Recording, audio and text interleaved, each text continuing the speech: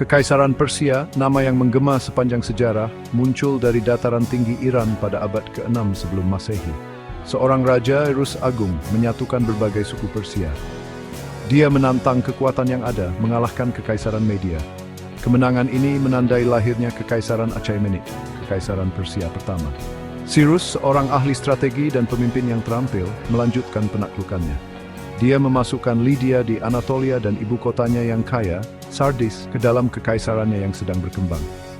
Dia bergerak ke timur, menambahkan wilayah di Asia Tengah ke wilayah kekuasaannya. Ekspansi ini tidak semata-mata melalui kekuatan militer. Cyrus dikenal karena toleransi dan diplomasinya. Ketika dia menaklukkan Babel, dia dengan terkenal membebaskan orang Yahudi dari penawanan, memungkinkan mereka untuk kembali ke Yerusalem. Tindakan belas kasih ini membuatnya mendapatkan pujian dan memperkuat citranya sebagai penguasa yang adil dan bijaksana. Kebijakan-kebijakan penghormatan terhadap orang-orang yang ditaklukkan dan adat istiadat mereka membantu menciptakan kekaisaran yang stabil dan luas. Di bawah Cyrus, Kekaisaran Persia membentang dari Laut Aegea di barat hingga Sungai Indus di timur. Wilayah yang luas ini mencakup beragam budaya dan masyarakat. Pemerintahan Cyrus singkat, tetapi warisannya sebagai penakluk, pembuat hukum, dan pemersatu meletak dasar bagi kesaldo berkesaran termacet dunia. Kekaisaran Persia, di bawah penerus Cyrus, mengembangkan sistem pemerintahan yang canggih. Kekaisaran dibagi menjadi provinsi-provinsi yang disebut satrapi.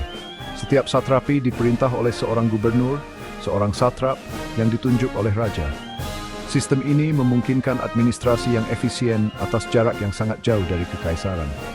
Untuk lebih menghubungkan kekaisaran, Persia membangun jaringan jalan yang luas. Yang paling terkenal adalah Jalan Raya Kerajaan, yang membentang dari Susa di Persia hingga Sardis di Anatolia.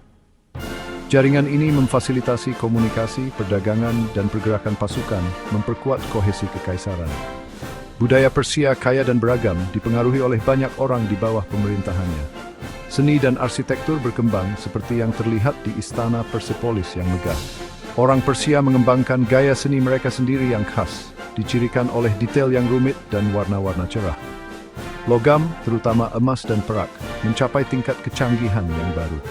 Zoroastrianisme, agama monoteistik yang didirikan oleh Nabi Zoroaster, menjadi berpengaruh di Persia. Agama ini menekankan perjuangan antara kebaikan dan kejahatan, serta pentingnya kebenaran dan keadilan.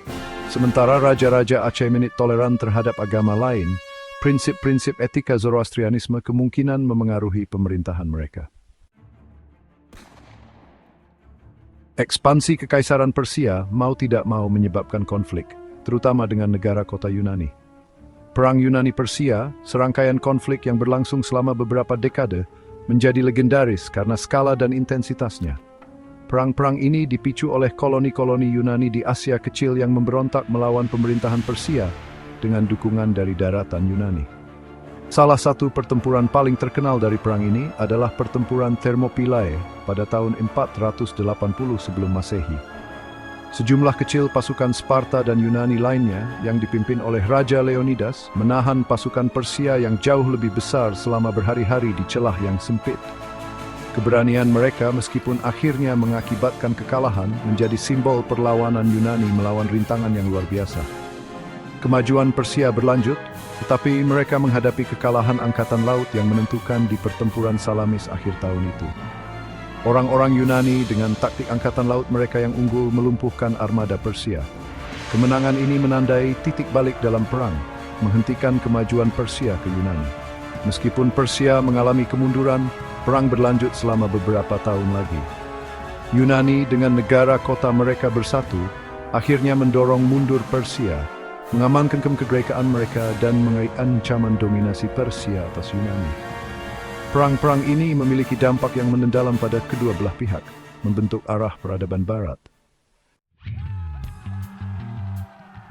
Kekaisaran Achaemenid, yang dilemahkan oleh perselisihan internal dan peperangan yang terus-menerus, akhirnya jatuh ke tangan Raja Makedonia Alexander Agung pada tahun 330 sebelum Masehi.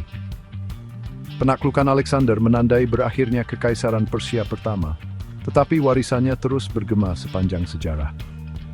Persia meninggalkan warisan prestasi arsitektur yang mengesankan, termasuk reruntuhan Persepolis yang masih berdiri sebagai bukti kemegahan dan kecanggihan mereka. Sistem administrasi inovatif mereka, seperti sistem satrapi dan jalan raya kerajaan, memengaruhi kekaisaran-kekaisaran selanjutnya, termasuk Romawi. Pengaruh kekaisaran Persia pada seni, budaya, dan pemerintahan masih dapat dilihat di wilayah-wilayah dari Timur Tengah hingga India. Kisah-kisah perang Persia yang diturunkan dari generasi ke generasi membentuk narasi sejarah Barat, meromantisasi bentrokan antara Timur dan Barat. Meskipun sering digambarkan sebagai antagonis dalam narasi ini, Persia pada kenyataannya adalah peradaban yang kompleks dan canggih yang memberikan kontribusi signifikan terhadap perkembangan hukum, pemerintahan, dan pertukaran budaya. Bahkan hingga saat ini warisan Persia tetap hidup. Tidak hanya dalam beberapa pelintir dan catat sejarah, tapi juga dalam tradisi budaya dan sering disebut yang penfami kekaisaran dan berpengaruh ini.